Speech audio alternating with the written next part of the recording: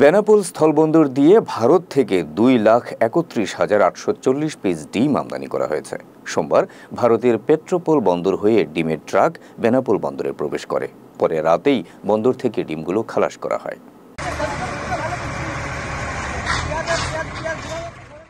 সূত্র জানায়, ডিমের বাংলাদেশে আমদানিকারক প্রতিষ্ঠান ঢাকার হাইড্রোল্যান্ড সলিউশন এবং রপ্তানিকারক ভারতের এক্সপোর্টার শ্রী লাক্সামি নারায়ণ ভান্ডার।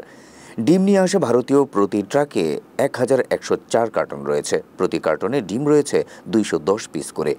প্রথম চালানে 2013 সালের 5 নভেম্বর আমদানি হয়েছিল 61,850 পিস। এবার দ্বিতীয় চালানে ডিম আমদানি হলো 2,31,040 পিস। এদিকে ডিমের আমদানি মূল্য দেখানো হয়েছে $11,172.06, যা বাংলাদেশি টাকায় 13,48,243.92 টাকা। দেশে ডিমের বাজার নিয়ন্ত্রণে সরকার ভারত থেকে 50 লাখ ডিম আমদানির অনুমতি দেয়। ডিমের বাজারের অস্থিরতা নিরসনে আরও বেশি ডিম আমদানি দরকার বলে মত দিয়েছেন বেনাপোল C&F এজেন্ট রাতুল ইন্টারন্যাশনালের স্বত্বাধিকারী আব্দুল লতিফ। ডিম আমদানি হলে বাংলাদেশের মানুষ স্বল্প মূল্যে ডিম কিনতে পারবে বলেও মন্তব্য করেন তিনি।